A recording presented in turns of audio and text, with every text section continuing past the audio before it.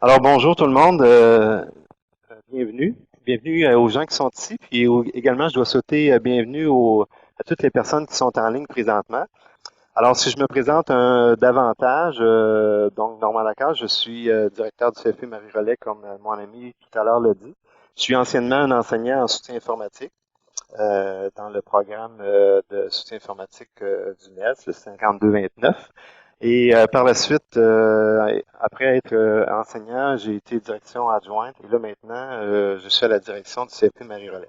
J'ai également fait une maîtrise que j'ai terminée en février dernier sur l'enseignement individualisé, à laquelle j'ai passé, je vous dirais, environ 3 ans à étudier mes collègues, autant au niveau du personnel administratif que mes enseignants. Alors, ce qu'on va voir aujourd'hui, une brève caractéristique du marché du travail, les changements de la pratique administrative au niveau de l'enseignement individualisé. On va regarder ensemble les changements majeurs de la pratique pédagogique chez les enseignants et les impacts observés. Et également, on va regarder le changement du rôle chez l'apprenant et les impacts sur son cheminement. Si on regarde maintenant au niveau du contexte économique, ce qu'on peut dire, c'est que depuis différentes années, le contexte économique canadien a changé énormément, et même celui-là, et même le contexte mondial. On regarde également l'urbanisation au niveau des usines. Avant ça, on avait beaucoup de grosses usines, nous en avons toujours beaucoup, mais on voit pousser souvent des usines dans les milieux urbains à laquelle nos étudiants vont faire des stages et ces usines-là ou ces petites entreprises-là ont des besoins de plus en plus grands dû à la technologie qui change énormément. On a vu également installer au niveau des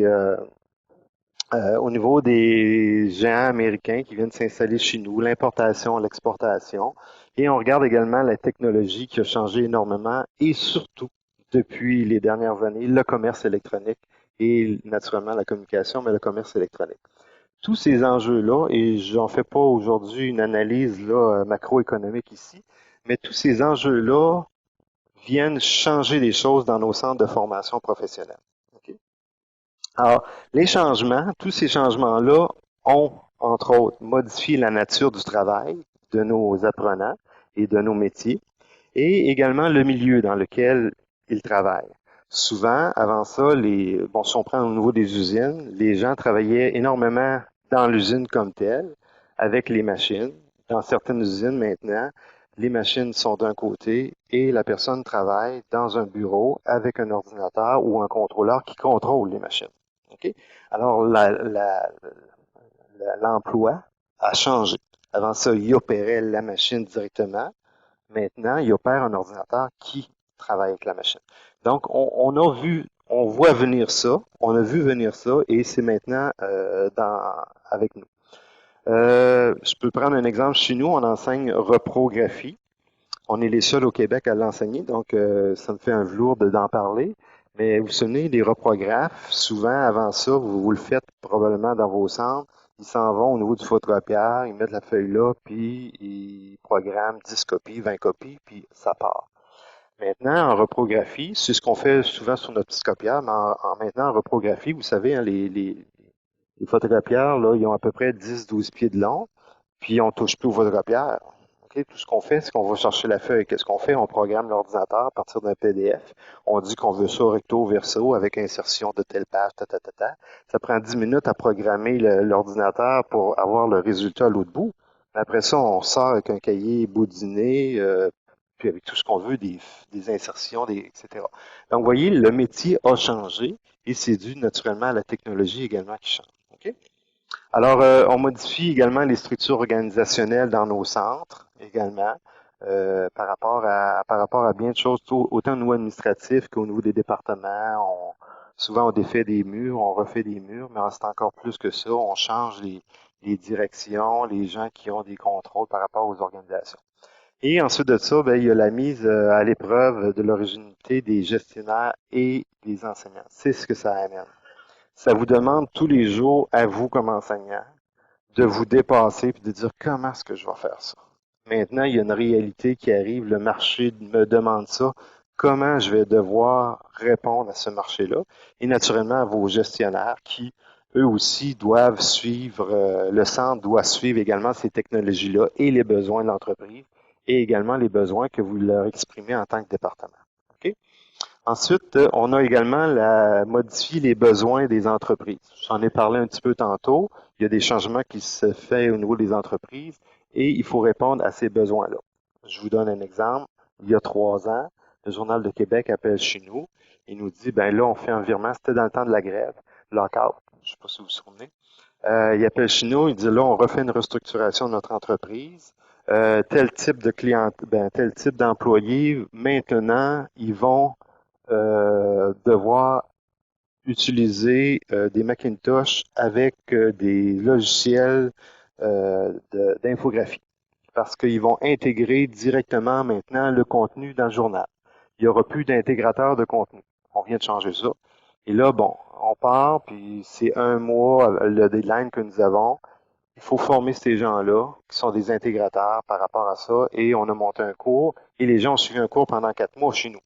Alors, il y a des besoins qui arrivent au niveau des entreprises, des fois longtemps d'avance, puis des fois c'est demain matin, j'ai besoin de ça, pouvez-vous m'aider?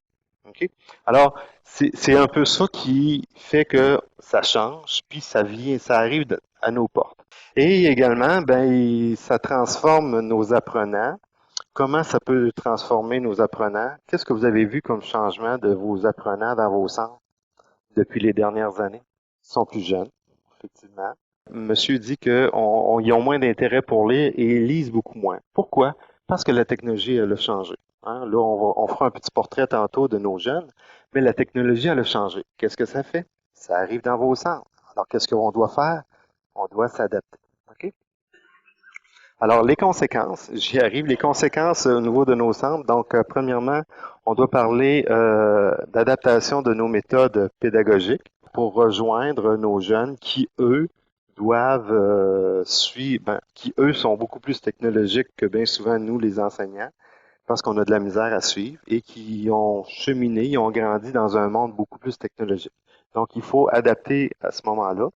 Ensuite de ça, ça nous demande beaucoup plus de souplesse par rapport à notre contenu de cours, plus de souplesse par rapport à tout ce qu'on peut enseigner, mais également plus de souplesse par rapport à quand on doit l'enseigner. On va y arriver tout à l'heure. Qui nous demande ça? Les gens nous arrivent, bon, vous connaissez la reconnaissance des acquis et des compétences, hein, qui est avec nous depuis plusieurs années maintenant. Les services aux entreprises. Je vous parlais tantôt du Journal de Québec. C'était un exemple. Des besoins des services d'entreprise. Les centres locaux d'emploi, qui veulent que la personne soit le plus rapidement en formation pour être le plus rapidement sur le marché du travail par la suite. OK? Les gens qui ont eu des accidents de travail ou des gens qui ont eu des accidents d'automobile qui sont supportés par la SAC ou la CSST, qui eux également ont soit un changement de carrière à faire, etc. Et ben c'est demain matin, on voudrait que la personne soit formée. Et ben il faut organiser nos écoles, nos centres de formation en fonction de ça. Et ça, je vous dirais également dans des contextes budgétaires difficiles, présentement. Dans un contexte budgétaire difficile, vous le connaissez, sûrement que vos directions vous parlent des coupures. Vous avez sûrement entendu parler de différentes choses dans les journaux hier. C'est aussi notre réalité. Alors, on va regarder maintenant un peu le contexte de nos centres de formation. Dans quel contexte que vous vivez présentement? Si on parle de la réforme, on va regarder qu'au niveau de la réforme, il y a eu des modifications dans les années 2000, à partir de 2000, au niveau du primaire, puis par la suite au niveau du secondaire. Grosso modo, ce qu'on est arrivé au niveau de la réforme, c'est qu'on demande à nos jeunes maintenant d'être plus actifs dans l'apprentissage. Donc, on développe les gens, on demande à nos jeunes de se mettre en situation d'apprentissage en vivant des expériences pour apprendre. Mais ça, ces jeunes-là, qui ont commencé la réforme en 2000, ils arrivent présentement dans nos centres. Okay? 15 ans après, parce qu'on s'entend que la réforme n'a pas été année 2000, go, on part, le temps qu'on s'adapte. Présentement, les jeunes de la réforme qui ont vécu tout leur primaire et secondaire sous le régime de la réforme, ben, ils arrivent dans nos centres de formation professionnelle. Alors, on verra, ou on voit peut-être aujourd'hui les résultats de ce nouveau régime pédagogique de la réforme dans nos centres. Nous, on fait déjà de l'apprentissage par compétences, par situation de travail, etc. Mais on verra si toutes leurs primaires et secondaires auront une influence. Ça veut peut-être dire que nos jeunes vont apprendre plus rapidement. On ne sait pas. On s'en reparlera dans 10 ans, qu'est-ce que ça a eu comme conséquence en formation professionnelle, mais c'est un facteur qu'il faut regarder. Après ça, on a l'approche par compétence. Alors, vous savez, on enseigne déjà, nous, par approche par compétence, donc j'en parlerai pas, je n'expliquerai pas ça ici aujourd'hui. Et également, nous avons une génération qui, ben, comme je vous disais tantôt, qui arrive à peine dans nos centres. L'adaptation. Est-ce que nous nous sommes adaptés pendant les différentes années? On est dedans tous les jours, ça fait qu'aujourd'hui, je vous dirais, est-ce qu'on s'est adapté? Vous me diriez oui, oui. Mais quand on regarde un survol, exemple des 10 dernières années ou depuis que vous enseignez, jetons un petit coup d'œil sur ce qui se passe dans nos centres. Premièrement, il y a eu l'alternance travail-études qui est arrivée. Combien ici ont des programmes en alternance travail-études? Déjà plusieurs. OK. Alors, il y a l'alternance travail-études. Ensuite de ça, pour les gens qui sont en enseignement individualisé ou des fois, c'est pas nécessairement l'enseignement individualisé, mais on a également l'entrée progressive sortie variable. On l'appelle comme ça dans certains centres. Ou si vous préférez l'enseignement individualisé comme tel, qui est arrivé dans nos centres. Et vous savez, l'enseignement individualisé, ça fait, c'est pas d'hier, là. Hein? Secrétariat et comptabilité ont été les premiers programmes, probablement parce que c'était des programmes faciles à individualiser. Mais ça fait déjà près de 12 à 13 ans qu'on enseigne en enseignement individualisé dans des centres au niveau de cette forme de formule-là. OK? Maintenant, la formation à distance.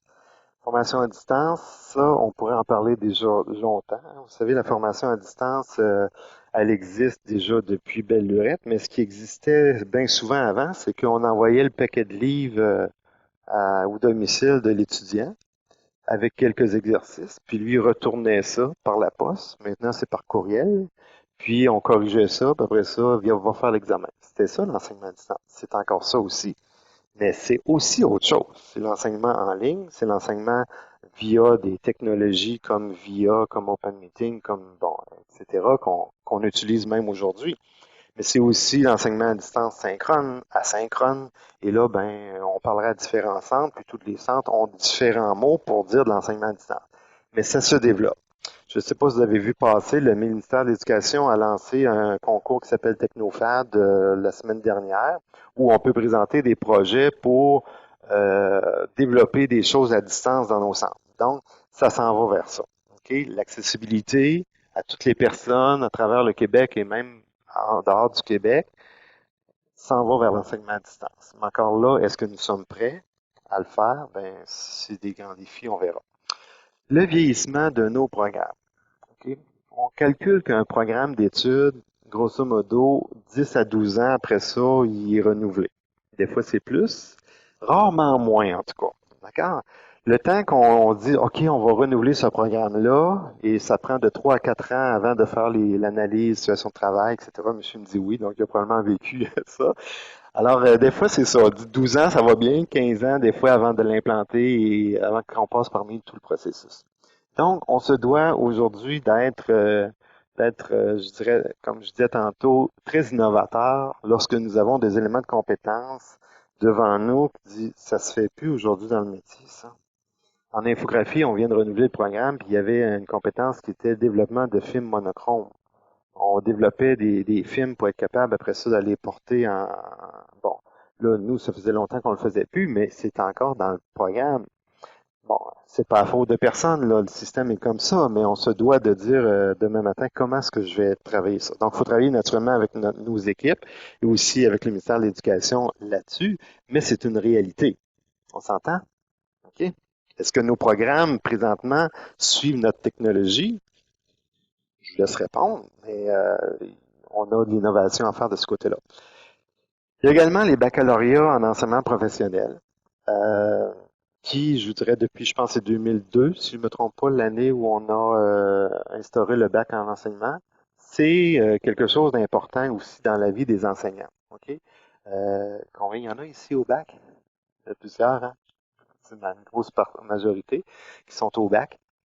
Alors ça, c'est à travers notre travail quotidien où on doit faire des cours les fins de semaine, les soirs, etc. Bon, je vous comprends très bien. Je viens de finir. Fait que je comprends très bien de ce côté-là. Mais aussi, c'est une réalité. Mais ça a également du bon. Parce que en suivant un baccalauréat, ça nous permet également de s'ouvrir, d'ouvrir un peu plus notre esprit, bien souvent, à ce qui s'en vient. OK? Même si des fois on trouve ça lourd, là, je pense que c'est très bon d'avoir un baccalauréat à ce moment-là. Et également les cadres de référence.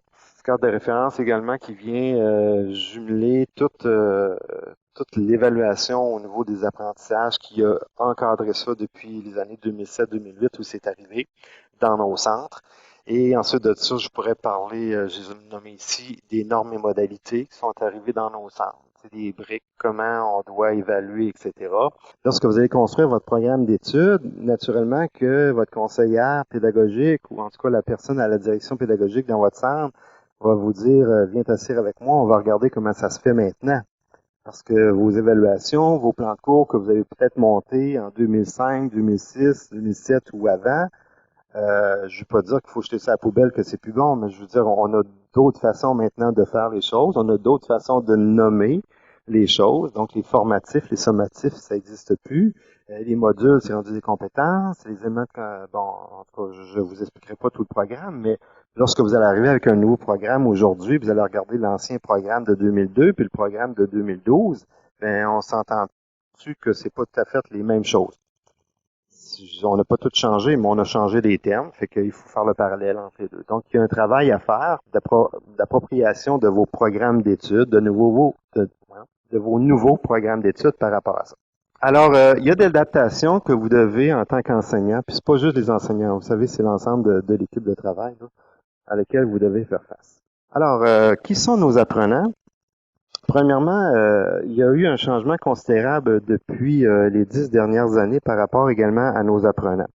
On en a nommé un petit peu tantôt, mais il faut savoir que nos apprenants maintenant, et là il y a des conférences complètes sur nos générations, puis etc. Puis j'ai pas l'intention de vous donner ça aujourd'hui. Je vous donne juste des cues par rapport à ça. Alors, nos apprenants aujourd'hui ont beaucoup d'obligations. OK? Plusieurs ont des obligations familiales, d'autres ont des obligations de payer leur cellulaire, leur voiture. Des fois, il y en a qui sont monoparentales, etc. Donc, il y a tout ce contexte-là qu'on ne voyait pas là quelques années et qui est arrivé aujourd'hui.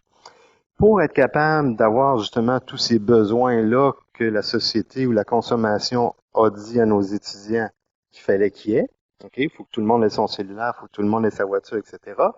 Ben, nos étudiants ont un besoin aujourd'hui de travailler. Il y a une étude qui a été faite à l'Université du Québec à Chicoutimi qui dit qu'en moyenne, il y a des étudiants qui travaillent 15,6 heures par semaine pour être capable de se payer, bon, je dirais pas le luxe, mais pour être capable de payer les besoins, répondre à leurs besoins. Alors, c'est quand même beaucoup, en plus de notre 30 heures de formation. Donc, l'étudiant, vous le savez, je dois partir plus tôt, je travaille à soir. Alors, je suis arrivé en retard parce que je travaille jusqu'à 2 heures du matin. Ma fille était malade. Je suis obligé, bon, je vous énumérerai pas, là, vous le vivez tous les jours. Et il y a aussi une réalité familiale, naturellement, qui est par rapport aujourd'hui à nos apprenants. Autre chose, il y a différents troubles d'apprentissage. Vous l'avez probablement vu de plus en plus, en tout cas chez nous dans notre centre depuis les 2 dernières années. Je ne sais pas si c'est parce qu'on a engagé un technicien en travail social puis il veut garder sa job, là, mais je vous dis que on a différents cas. 225 cas chez nous, on a à peu près 500 élèves. 225 cas ont visité le technicien en travail social l'an passé. Pas toutes pour des gros troubles, mais il reste que sur ça, 125 personnes ont demandé un suivi important. Alors, c'est beaucoup. OK, dans un petit centre comme chez nous, là, je trouve ça beaucoup. Bon, comme je vous dis, peut-être que mon technicien veut garder sa job, mais en réalité, les statistiques sont quand même là, puis c'est important. Et vous les voyez arriver, ces gens-là, dans vos centres, avec des difficultés. Et au niveau maintenant des règles, au niveau de la gestion des études, ben on se doit d'accueillir ces gens-là. On devait toujours le faire. Mais aujourd'hui, on doit mettre en place des mesures. Donc, les centres doivent mettre en place des mesures. Et naturellement, qui est à contribution de ça au bout de la ligne? C'est vous. OK? Alors, et là, est-ce qu'on a le choix? Non. Donc, il faut en même temps travailler avec ça et ça fait partie du contexte des apprenants. Ça fait donc partie du contexte des enseignants. OK? Je vous en prends rien ce matin. Là, on fait un tour de la table. Là. Alors, ça, c'est important à connaître aussi. Et autre chose qui est important, c'est que nos étudiants vivent dans l'immédiat. Je ne sais pas si vous en êtes aperçu, là. Et dans ce contexte-là, ce que je veux vous dire, c'est que l'étudiant qui arrive au centre, au secrétariat, puis dit, moi, je veux m'inscrire en mécanique auto, ben, si vous ne l'offrez pas dans les 2 premiers mois, là, dans les 2 prochains mois, la prochaine fois qu'il va se présenter dans un centre, il va vouloir s'en aller en cuisine. OK? C'est ça. Ou encore, il va se tourner de bord, il va aller sur le compétiteur, il va dire, ben, moi, je veux m'inscrire en mécanique auto, c'est quand tu t'inscris? Ah, l'automne prochain. C'est bien trop loin, ça, l'automne prochain. Donc, c'est l'immédiat. OK? Parce que nous, on n'était pas habitués, hein? Quand on se disait qu'on s'en allait en mécanique auto, ça faisait longtemps qu'on y avait pensé, puis ça allait être l'automne 2016, je m'en vais en mécanique auto. Et qu'on aurait pu s'inscrire aujourd'hui. Donc, ça l'a changé. D'accord? Alors, il faut que, pour être capable d'avoir une clientèle, maintenir l'emploi, etc., des enseignants, nos départements, etc., ben, il faut être capable d'offrir un service.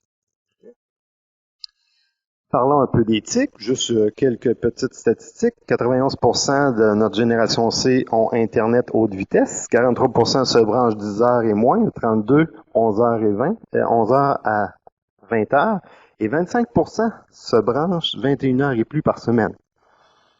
Là, ils disent pas que c'est à l'école ou chez eux dans l'étude, là. Mais on s'entend-tu que si vous permettez pas Internet à l'école, donc c'est chez eux. Alors, c'est aussi important. Alors, ça nous dit juste, là, on peut aller sur le site de Cifrio pour aller chercher toutes les statistiques par rapport à ça. Mais ça veut dire quoi? Ça veut dire que vos étudiants sont pas mal plus branchés sur Internet que sur ce que vous dites en avant de la classe. C'est ça que ça veut dire. OK? Fait que si vous voulez aujourd'hui être écouté par un étudiant, ben il faut aller chercher un peu le moyen technologique dans lequel lui, il vit, et non pas dans celui dans lequel vous avez vécu. Et là, je ne veux pas dire qu'il faut tout offrir à nos étudiants tout sur un plateau, là. Je veux juste dire qu'il faut essayer de rejoindre une clientèle et ses besoins. Alors, tous ces changements de l'univers social placent les acteurs des centres de formation devant des défis importants qui demandent une grande souplesse dont le système traditionnel de l'éducation et les conventions collectives n'avaient pas prévu. Est-ce que vous connaissez vos conventions collectives? Pour ceux qui la connaissent, dites-moi, est-ce que c'est écrit à quelque part enseignement individualisé dans la convention collective 10-15?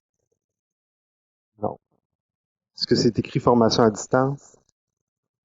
Peut-être à une place, là, mais ça ne traite pas de ce qu'on vit aujourd'hui. OK? Alors, c'est la même chose au niveau des conventions. Elles ne sont pas faites pour l'enseignement individualisé. Elles n'ont pas été conçues. Ça le sera dans les prochaines années. Mais nous, on est là, hein. Vous avez les 2 pieds dedans. Les gens me disaient tantôt, on individualise telle chose, telle chose, telle chose, on est dedans. Et là, ben, il faut jouer avec les conventions collectives. Il faut jouer avec les tâches, il faut jouer avec tout ça. Donc, ça aussi, c'est un aspect important qui vient aujourd'hui prendre en considération par rapport à tout enseignement individualisé. Et là, je vous parle pas non plus des programmes au niveau du MELS, etc. Parce que également, on pourrait vous parler également du bac pour les gens qui suivent le bac en enseignement professionnel et technique. Est-ce que vous avez eu un cours spécifique sur l'enseignement individualisé? Sûrement pas. Le cours que je donne présentement à l'Université de Sherbrooke, je suis le premier à le donner parce que j'ai fait une maîtrise en enseignement individualisé. Mais éventuellement, peut-être que dans 5 ans, toutes les universités vous offriront au bac au moins un cours sur l'enseignement individualisé. Changement de la pratique administrative. Je sais que vous êtes peut-être très loin de votre bureau, de votre direction chez vous, mais je pense que c'est important de comprendre qu'est-ce qui se passe également de ce côté-là. Puis de toute façon, ça vous touche. Hein? C'est indirectement ou directement ce qui se passe dans les bureaux administratifs, les décisions qui se prennent vous touchent. Alors, la charge de travail. La charge de travail en enseignement individualisé augmente. OK? Et ça, pour vous aussi, enseignants, là je parle de l'administration, mais également pour vous, les enseignants, la charge de travail augmente. Pourquoi? Règle générale, êtes-vous capable de me répondre à ça? Pourquoi? Tout est multiplié, tout est unitaire, donc chaque dossier devient un dossier unique. La notion de groupe n'existe plus, donc un groupe devient une personne. Alors, il faut traiter tous ces... Donc, à partir de ce moment-là, on pense vraiment à... Si on regarde l'ensemble des tâches qui touchent un dossier d'élèves, tout ça est multiplié par le nombre d'élèves que nous avons. Donc, il y a vraiment une charge de travail importante qu'il faut qui augmente au niveau administratif, mais également au niveau des enseignants, et on va en parler un petit peu plus tantôt. Alors, ça va être important de solliciter les gens par rapport à ça dès le début, lorsqu'on parle d'un projet, je vais en parler un petit peu tantôt, là, je devancerai pas mes choses. Donc, par rapport à la charge de travail, on en parle. Il y a également les entrées scolaires. Les entrées scolaires qui, avant ça, étaient au mois de janvier et au mois de septembre. Ben, je dirais ça, il y a plusieurs années, c'était en septembre, hein, mettons, août, septembre. Là, maintenant, après ça, on a dit janvier. Là, maintenant, on dit plus rien finalement parce qu'il y en a tout le temps. C'est ça. En chino, en enseignement individualisé, en secrétaire comptabilité, 13 entrées par année. OK? Ou septembre, octobre, il y en a deux, c'est aux 2 semaines. On entre des gens. OK? Dans les autres programmes, plus comme soutien informatique, là, on en fait 6 par année. Donc, il y en a aux 2 mois. OK? Alors, c'est différent. Sauf que on offre un service, la souplesse, etc. Bon, ce qu'il faut faire attention dans les entrées comme telles, il faut juste trouver le bon nombre. Parce que vous savez qu'une entrée scolaire demande des sous au bout de la ligne. Le cours de métier et formation, même en enseignement individualisé, là, le cours de métier et formation, il faut quand même les accueillir, leur dire bonjour. Ça prend un 6, 9, des fois 15, dépendamment des départements, des fois c'est 18. Mais c'est des cours où si j'en entre deux, j'ai un rapport 2-1. Moi, comme directeur d'école, là, quand j'ai un rapport deux élèves pour un enseignant, là, je fais des ulcères. OK? Fait que, faut que je fasse attention à mon estomac. Alors, il faut faire attention à ça. Si on en fait beaucoup dans l'année et que vous avez toujours 2 étudiants à chaque fois, ben c'est des coûts. Il y a également pour les gens qui ont des cours de CSST, santé et sécurité, à laquelle il faut donner souvent ces cours-là magistrales, ou à chaque fois que vous avez des cours magistrales dans votre enseignement individualisé, ça a des coûts importants. Okay? Et une organisation importante. Il faut juste trouver le bon milieu. Alors, c'est la même chose que si vous en faites pas assez, ben je reprends mon étudiant de tantôt, il va aller faire son mécanique auto chez le voisin. Il va l'offrir aux 15 jours, ou aux 2 mois, ou etc. D'accord? Alors, c'est ça aussi qui vient changer les choses. Il faut savoir également qu'à chaque fois que j'ai une entrée scolaire, il y a les inscriptions, la gestion des dossiers, etc. Donc, du côté administratif également, il y a beaucoup d'opérations qu'il faut faire. Organiser les enseignants qui vont donner métier formation, etc. Ça va? Bon. Ensuite de ça, les départs et les retours. OK, les départs et retours. Ça, c'est mon étudiant qui dit je suis malade pendant 2 semaines, 3 semaines. Puis comme on est en enseignement individualisé, ça veut dire qu'il arrête sa formation aujourd'hui, 3 semaines après, il recommence où il a commencé, où il avait terminé. OK?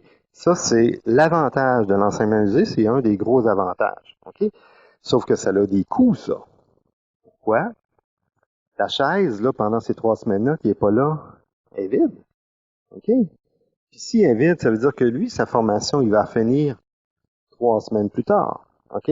Et je vais être obligé de dire à quelqu'un, attends, parce que j'en ai un qui a pris un congé de 3 semaines. OK?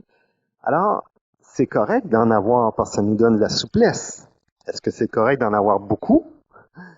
Là, il faut savoir, est-ce qu'on a les reins solides pour supporter ça? Donc, je veux juste vous dire que le fait d'avoir des départs et des retours, qui est un gros avantage de l'enseignement individualisé, ça peut avoir des conséquences néfastes sur l'administratif. OK?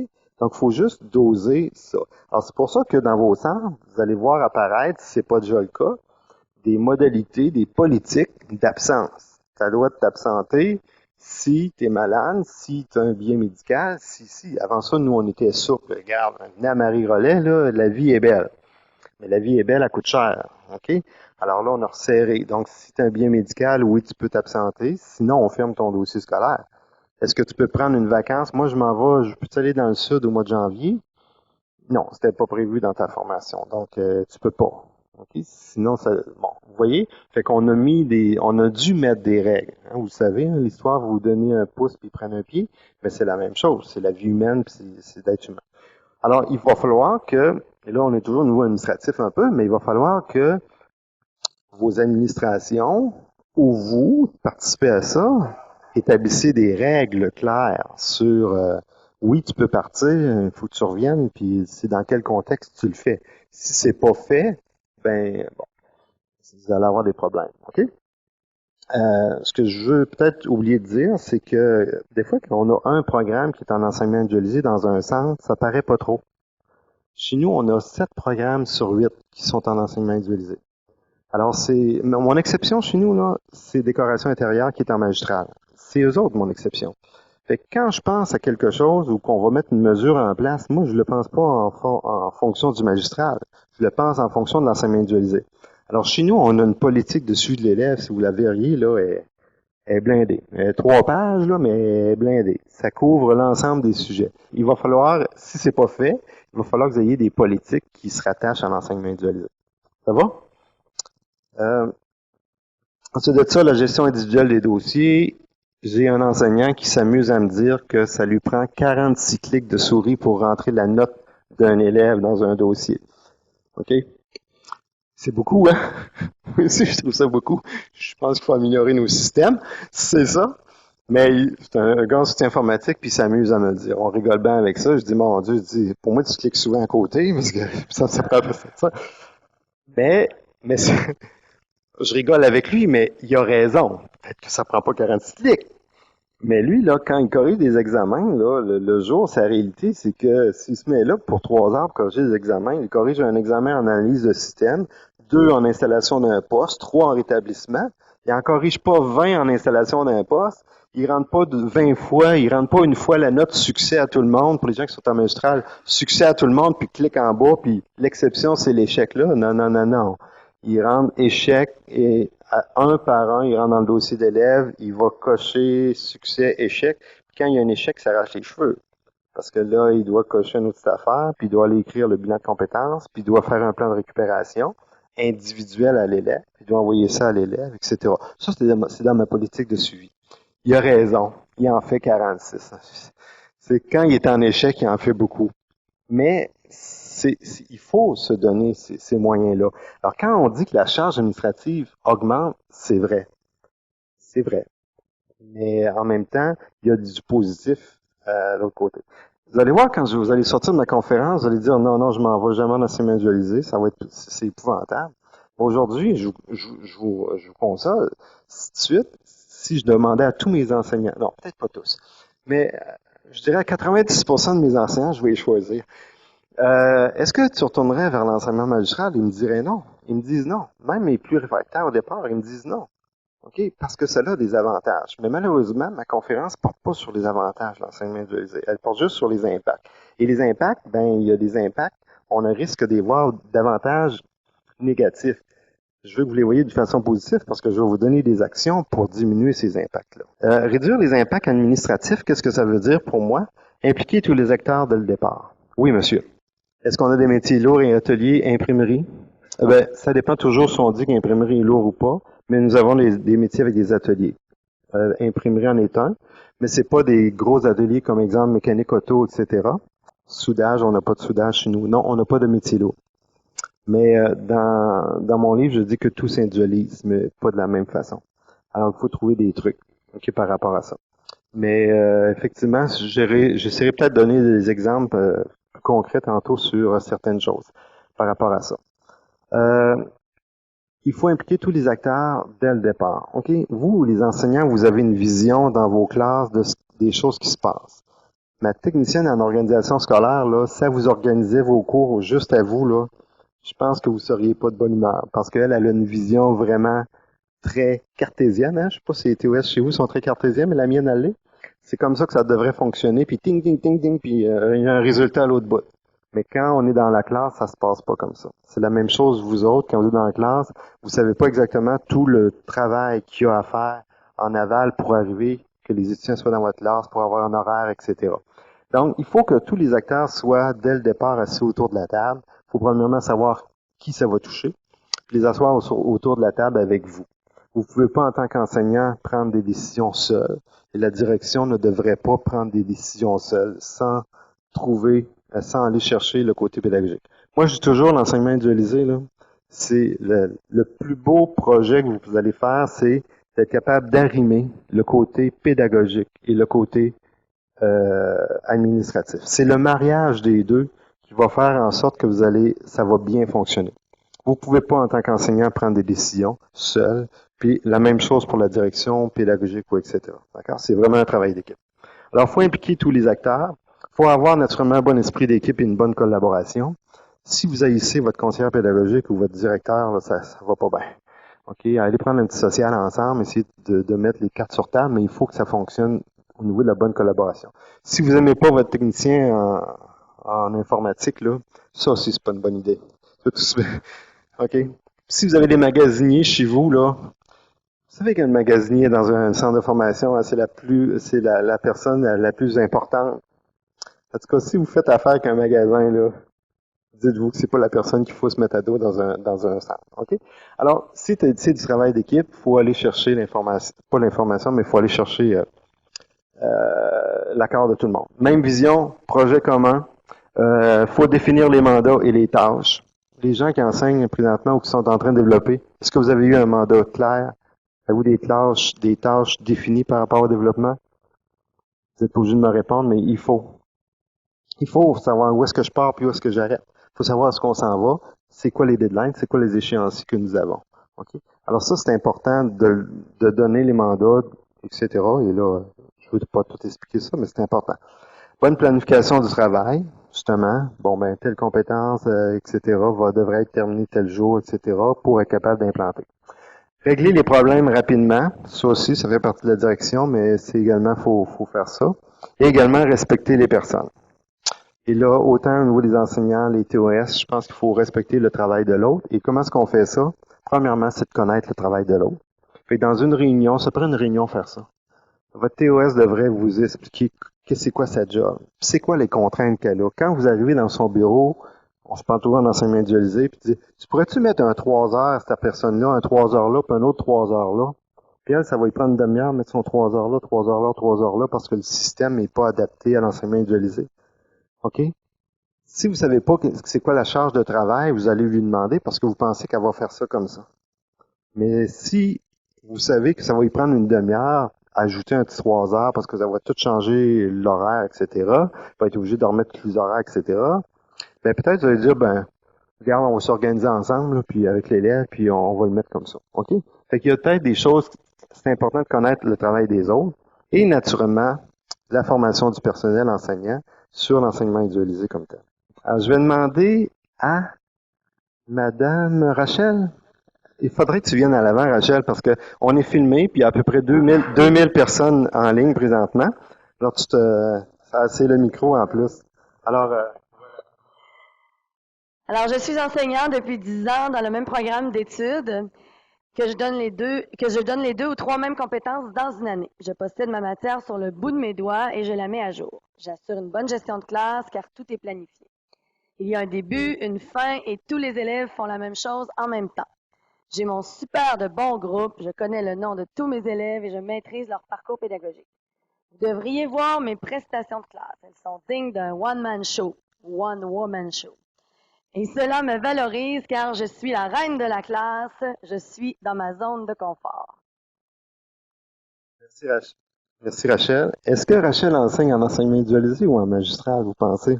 En magistral, c'est bon. OK. Et là, je vais demander à mon ami Georges de t'approcher. Alors, comme Rachel était super bonne, là, il y a maintenant 3000 personnes. Alors,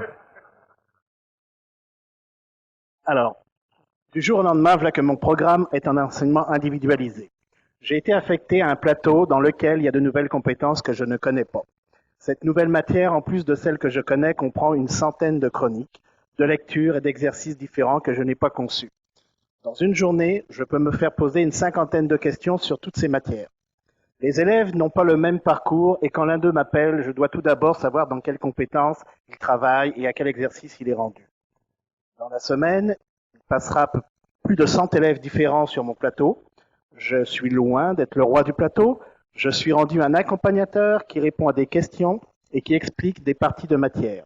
Le suivi de l'élève et la gestion de classe deviennent une tâche énorme. Je ne sais plus par quel bout commencer. alors, hein, c'est-tu décourageant, ça, un peu? Alors, ceci, là, c'est, si j'avais demandé à mes gens de me décrire c'est quoi l'enseignement individualisé une semaine après avoir commencé, premièrement, il y aurait eu la langue à terre, il y aurait eu la misère à parler. Puis ensuite de ça, ben, c'est ce qu'il m'aurait dit. OK? C'est une charge de travail, vraiment une fonction de travail qui vient de changer du tout au tout. OK? Et est-ce que les enseignants sont prêts à ça? La réponse à ça est non. Okay? Est-ce qu'on est prêt demain matin, tout le monde, à enseigner en enseignement individualisé? Non. Pourquoi? Non. Et pourquoi on est déstabilisé et tous ces facteurs-là? Parce qu'on n'a pas appris. Est-ce que vous avez eu un cours en enseignement individualisé au primaire ou au secondaire? Oui? Non. OK? L'enseignement individualisé est à nos portes déjà depuis plusieurs années, mais on l'a pas vécu. OK? À part peut-être des gens qui ont fait des cours à l'université puis on était en enseignement individualisé ou enseignement à distance, mais encore là, c'est pas du tout ce que vous faites dans votre classe. Hein, c'est pas la réalité. Là. À l'université, on n'a pas des métiers techniques. Là. Il y a différentes choses. En formation magistrale, on regarde, on a l'expérience de notre matière. Et finalement, en enseignement individualisé, lorsqu'on ajoute d'autres matières, ben, j'ai pas l'expertise de toute ma matière. Okay? Peut-être à ce moment-là, au niveau administratif, on devra faire un choix de dire, l'administration devra dire pour naturellement être capable d'avoir des ratios corrects pour être capable de financer, ben, devra dire, ben, tu vas devoir enseigner telle matière. Ou encore, cheminement professionnel, je vais le mettre dans ton atelier à toi. Fait qu'en plus d'enseigner, je sais pas, mécanique auto, etc., ben, tu vas avoir des élèves peut-être qui vont faire du cheminement professionnel. Alors que vous avez peut-être jamais entendu parler de cette matière-là avant, parce qu'il y a un super prof qui, lui, aime ça, le cheminement professionnel. OK? Y en a-tu ici qui aime ça? Ouais, bon, okay. Alors bon, c'est ça. La confiance en soi, en magistral, on l'a nommé, tandis qu'en enseignement individualisé, dans les premiers temps, on est vraiment insécure par rapport à la matière. Au niveau de la compétence, c'est la même chose. On a un sentiment d'incompétence parce que 1800 heures, un programme de 1800 heures, exemple, en enseignement individualisé, ça en fait de la chronique, puis d'exercices, etc. Naturellement, vous enseignez plus pas les 1800 heures. Quoique des fois, en secrétariat, j'ai rencontré quelques centres qui enseignent tout le programme, 1350 heures. Ils enseignent tout le programme. Ça fait de l'exercice, ça, OK? Oui, on exerce le métier de secrétaire, mais est-ce qu'on est spécialiste en français? Est-ce qu'on est spécialiste en éditique, etc.? C'est la même chose. Là, je prends des domaines que je connais. Mais si je transfère ça dans vos centres, c'est la même chose. OK? Êtes-vous spécialiste de tout votre programme? Ben, je vous engage demain si vous me dites oui. Mais c'est pas le cas, c'est pas vrai. Oui, vous savez peut-être que ça existe, que vous le faites, puis etc. Mais si je prends un exemple chez nous en soutien informatique, mes spécialistes réseau, ils sont pas nécessairement spécialistes en programmation et vice-versa. OK? Alors, il y a des sentiments des fois d'incompétence, bonne gestion de classe, tandis qu'en formation individualisée, dépassé par les événements. Quand on a implanté soutien informatique, là, ça a été la pire période de ma vie. C'est là que j'ai décidé d'écrire un livre puis de faire une maîtrise en enseignement individualisé. C'était terrible. Les premiers 6 mois, là, on virait fou. Moi dans le bureau, puis les profs dans la classe. Pourquoi? Parce que premièrement, ils savaient pas c'était quoi l'enseignement individualisé, puis on n'était pas prêt à ça. Et je me souviens d'avoir un prof qui vient me voir et me dit là, les élèves, là, ils sortent n'importe quand de la classe. Ils sortent, puis ils reviennent, vont pisser, ils vont fumer, etc. Puis je dis, laisse faire ça. Ouais, mais si tu veux que je fasse. Là, je dis, si t'étais en magistral, tu ferais quoi? Je fermerais ma porte. Mais pourquoi tu fermes pas ta porte? Comprenez-vous? Le transfert est tellement important, le vécu, que on perd tous nos repères, puis on oublie c'est quoi de la gestion de classe. Vous en faites en magistral, la gestion de classe. Pourquoi on n'est pas capable d'en faire en enseignement individualisé? Il n'y a aucune raison. OK, on met des balises claires au départ, mais ça, c'est pas parce que c'était un mauvais prof, là, c'est parce qu'il avait perdu tous ses repères. Alors, lorsqu'on fait ce transfert-là, il y a des points de repère, il y a des choses, c'est comme si on ne sait plus rien. OK? Il faut réapprendre certaines choses. Donc, c'est important. Également, voir beaucoup de groupes, beaucoup d'élèves, difficile au niveau du suivi. Je vous donne encore un exemple. Chez nous, en soutien informatique, 120 élèves. Et les 120 élèves passent dans les plateaux. J'ai 4 plateaux de 40 élèves. En 3 jours, l'enseignant, s'il enseigne les 3 jours de fil, là, il voit les 120 élèves. Okay? Les 120 élèves sont dans les 22 compétences, mettons 21 si on oublie le stage, ils sont dans les 21 compétences. Naturellement, lui, il n'y a pas 21 compétences. Il y en a peut-être, si je regarde le plateau logiciel, il y en a quand même 5.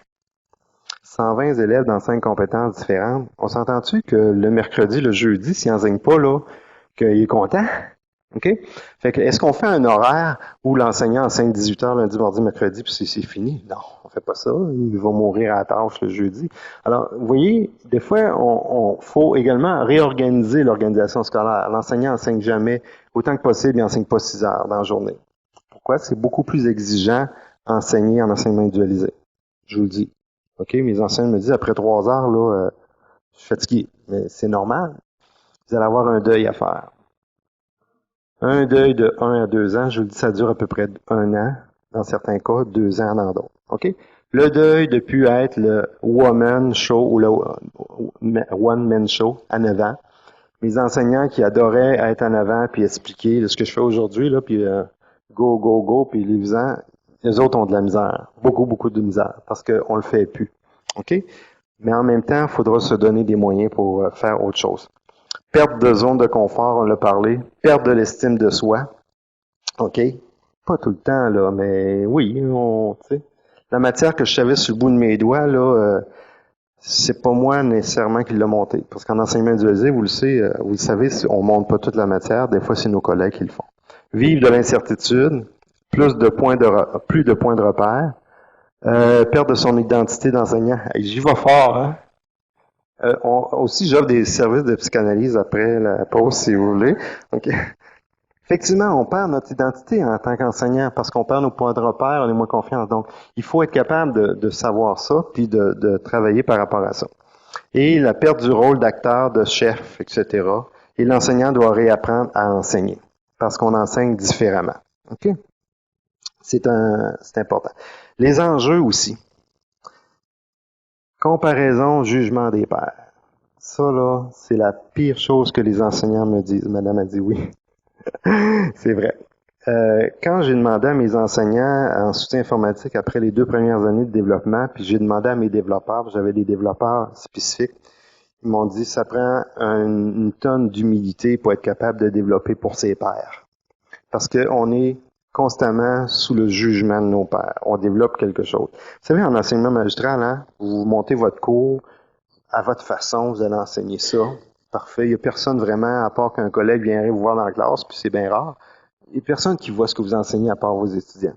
Tandis qu'en enseignement individualisé, la chronique que vous allez faire, ou le cours que vous allez monter, vous allez partager à votre collègue qui va le lire, qui va écouter votre chronique, qui va vous dire, ben moi, si ça avait été moi, je l'aurais pas fait de cette façon-là. Peut-être qu'il te manque telle affaire, etc. Ou qui va dire en même temps aussi, des fois, c'est super ce que tu as fait, ta chronique est fun, tu pourrais-tu faire la mienne?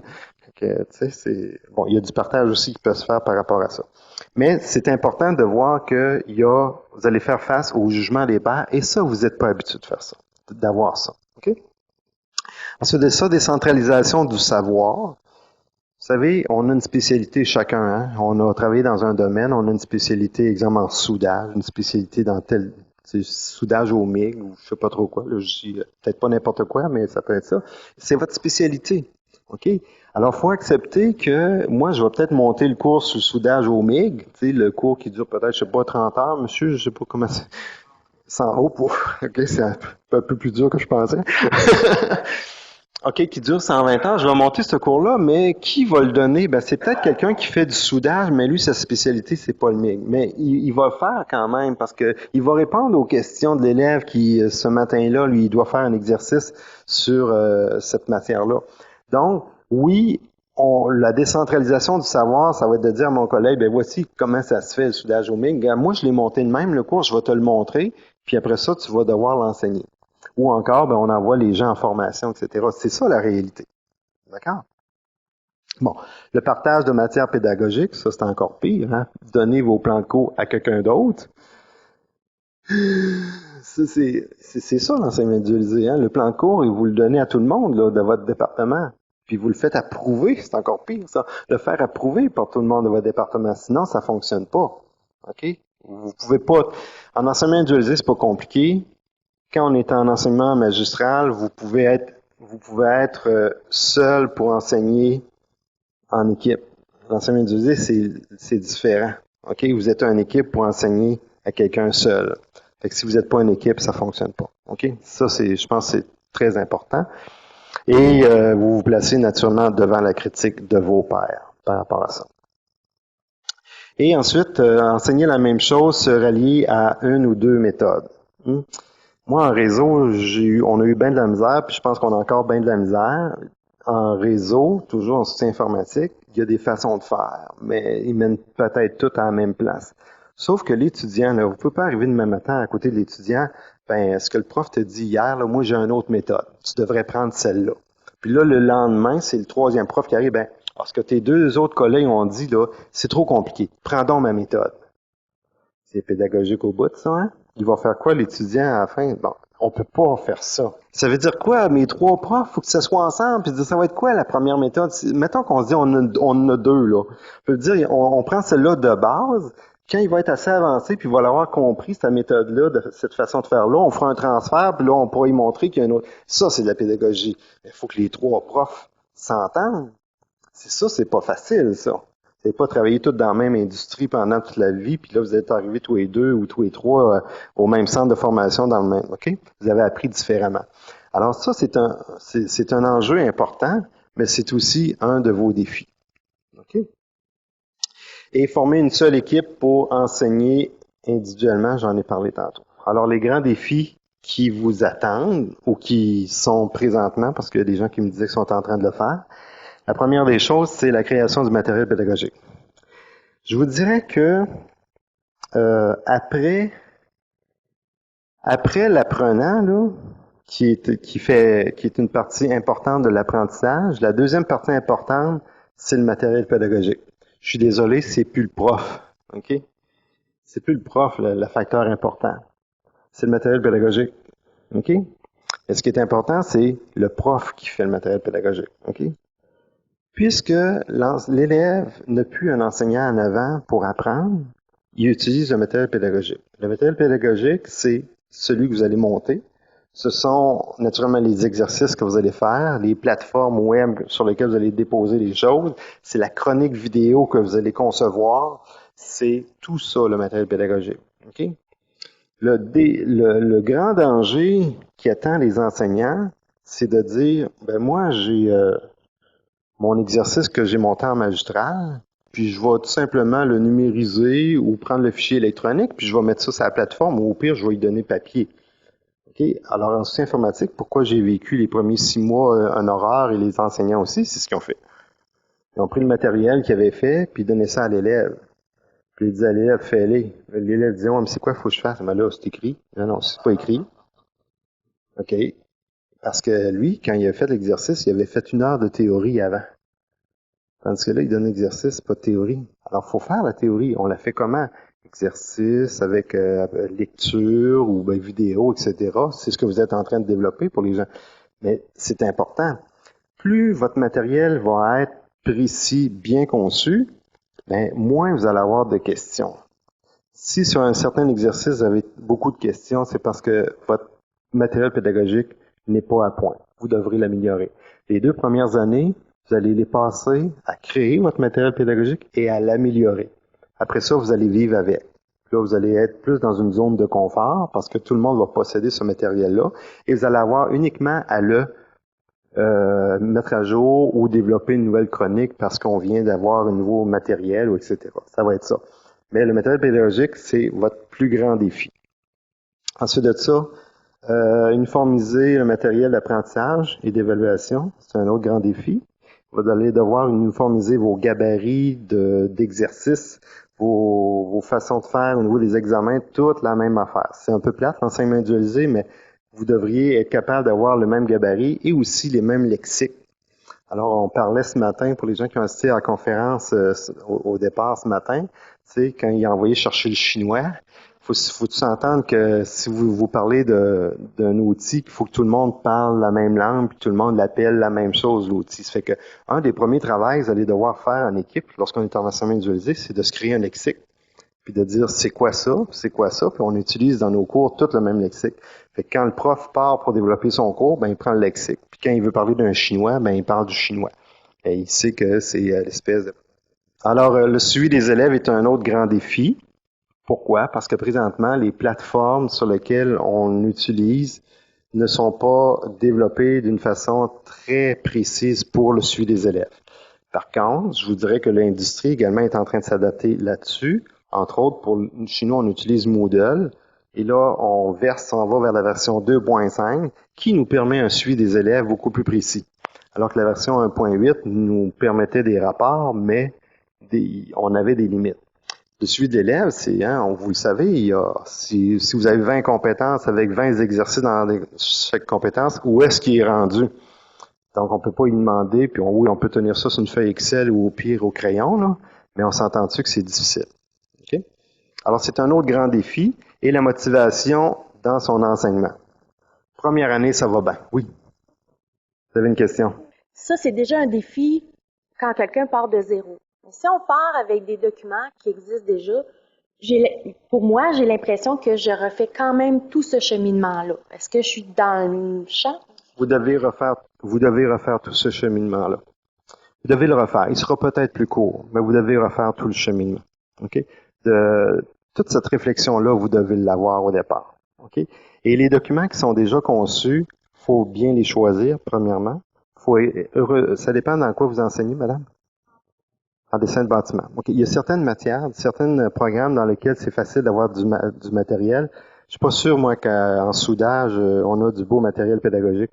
Comme exemple, on en a en comptabilité ou en secrétariat que les éditeurs s'arrachent pour être capables de nous donner du matériel. Fait que là, c'est différent. Mais oui, vous avez raison, il faut refaire tout le processus. Au niveau de la direction, il y a des actions qu'on peut poser. On définit des structures, des nouvelles façons de faire. Également, la direction doit être présente à toutes les étapes du développement. On doit jouer un rôle au niveau de leadership. Ensuite de ça, impliquer les enseignants à toutes les étapes, prendre une décision, établir des mandats, j'en ai parlé. C'est comme un résumé. Prendre du temps pour échanger, souligner les bons coups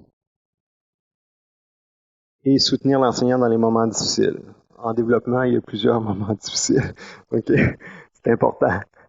Il faut souligner les bons coups. La première compétence qu'on a fini de développer, il faut la souligner. C'est sérieux, c'est important.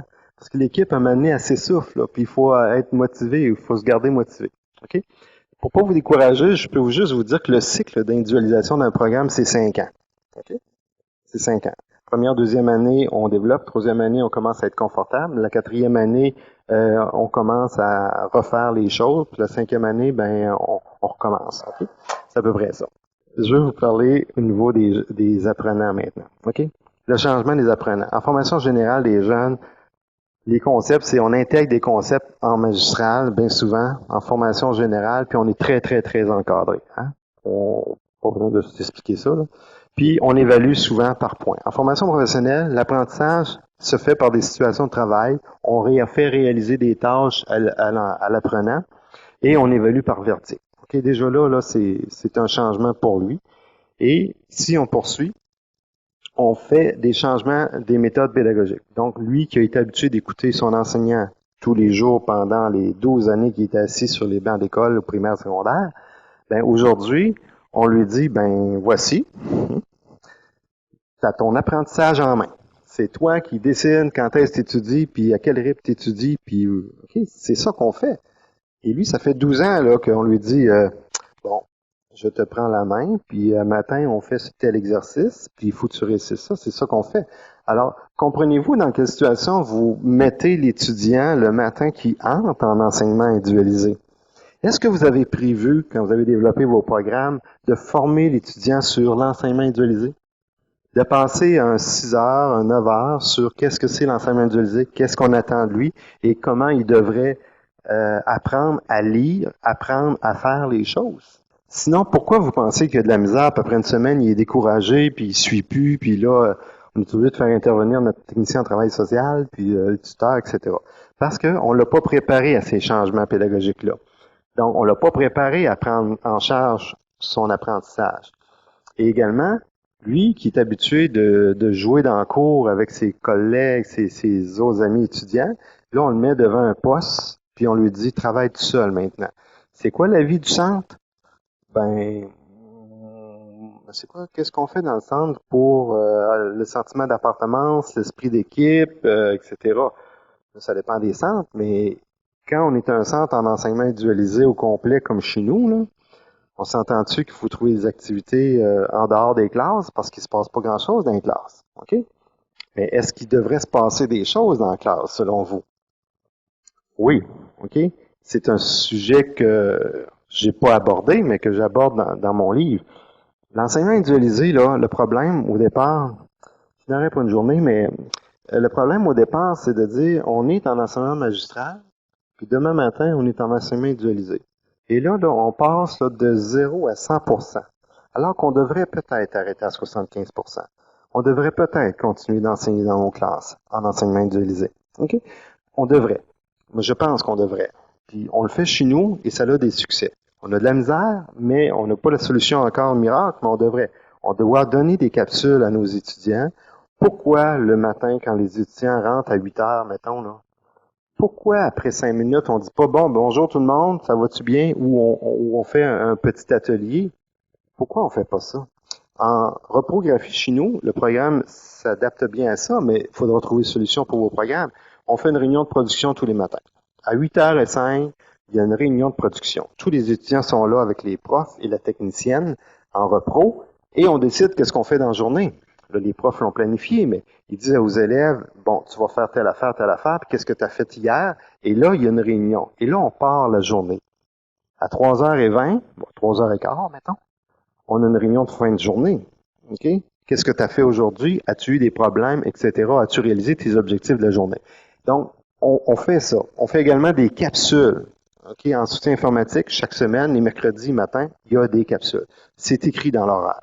Les étudiants s'inscrivent sur la capsule, sur le processeur, la capsule, c'est à l'affaire, et l'enseignant fait une prestation magistrale de une demi-heure, 3/4 d'heure, dépendamment de ce qu'il y a à dire, sur un sujet très, très précis. Est-ce que l'étudiant est obligé d'être arrivé là dans sa formation pour faire ce sujet-là? Non. Peut-être qu'il l'a déjà fait puis il revient. Peut-être qu'il va le faire dans 3 ou 4 semaines. Il s'inscrit à la capsule. Et là, il y a un cours magistral. Les étudiants adorent ça parce que ça change un peu de la routine. Et les profs retrouvent un peu leur rôle de prof. Parce que là, ils en ont pour une heure, bon, peu importe le temps, où ils retrouvent leur chose magistrale. Alors, pourquoi verser complètement vers l'enseignement individualisé? Dans les capsules comme ça, administrativement parlant, ça va bien. Puis, on est capable de motiver un peu les élèves par rapport à ça. Les impacts par rapport aux élèves, pour réduire les impacts par rapport aux élèves, on doit toujours penser que les élèves doivent s'amuser. Hein. Ça, c'est la base de la pédagogie. Vous avez vu ça probablement dans vos cours. Donc, développer une ambiance de travail dans les cours, avoir une bonne gestion de classe, créer de l'animation dans les classes, créer du matériel pédagogique dynamique et intéressant et adapté. C'est le fun d'écrire ça sur la ligne de même, là. Donnez-vous du temps aussi. OK? Votre première année, là, je vous le dis, elle va être l'enfer, mais acceptez qu'elle va être l'enfer. OK? Ça doit être beau, hein? OK. On s'entend? Alors, donnez-vous du temps. Votre premier matériel sera peut-être pas numéro 1, mais par la suite, ben, ça devrait vous allez continuer de l'adapter. Par rapport à ça, et enseigner par les pairs. Alors, enseigner par les pairs, souvent, je donne un exemple. Des fois, l'enseignant, il dit, il y a une grosse liste au tableau, même les étudiants se plaignent, on n'a pas le temps de répondre, en tout cas, c'est trop long. On a organisé chez nous, l'année passée, il y a un enseignant qui, si vous voulez, dans sa tâche complémentaire, il y a des heures pour de la récupération reprise, là. Et quand l'enseignant, lui, il est finalement au bureau, quand l'enseignant est dans le jus, dans le plateau, parce que là, il y a du monde, je sais pas ce matin-là ce qui se passe, là, mais tout le monde pose des questions. Ben, à ce moment-là, qu'est-ce qu'il fait? Ben, il appelle au département, puis l'enseignant vient y prêter main forte un 15-20 minutes. Okay? Juste pour être capable de baisser la liste, avoir le bon répondre aux étudiants. Que l'enseignant qui est là en place, là, il stresse pas parce qu'il y en a 10 qui attendent. Au moins, il y a un support. Ce qui est important peut-être de conclure par rapport à ça, c'est que au niveau des impacts, il faut les prendre en considération parce qu'il y en a beaucoup. Et la façon que votre transfert vers l'enseignement individualisé se fasse le mieux possible, c'est justement de connaître ces impacts-là par rapport à vous comme enseignant, par rapport aux étudiants aussi, et de faire en sorte que autant votre matériel pédagogique que votre façon de faire. Et quand je dis votre façon de faire, là, je parle également autant de la direction que de la vôtre, que vous puissiez vous adapter à ça dès le départ. Fait que je sais que j'ai été très court, mais effectivement, moi, c'était un défi de rentrer toute l'information en 1h15. Mais en même temps, pour les gens qui désirent avoir plus d'informations, vous pouvez aller sur mon site Internet. Il y a ce livre-là qui permet de connaître à peu près tout le processus de l'enseignement individualisé. Donc, ça peut vous être une ressource intéressante. Et également, je vais répondre à la question de la madame, puis je vous reviens. Il y a également où on peut aussi suivre le cours au niveau de l'Université de Sherbrooke, qui est un cours de 45 heures qui traite vraiment sur l'implantation de l'enseignement individualisé. On y voit tous les aspects, toute la partie administrative et pédagogique. Également, dans le cours, on monte un programme en enseignement individualisé. Donc, on apprend à créer les séquentiels de cours, les cours également, comment on devrait fonctionner en enseignement individualisé. Et le cours est offert à tout le monde, pas uniquement au bac, il est offert à tout le monde et ils le partent lorsqu'il y a une demande importante. Okay? Comme c'est la première fois qu'ils se donnent là, c'est un peu comme ça qu'ils fonctionnent.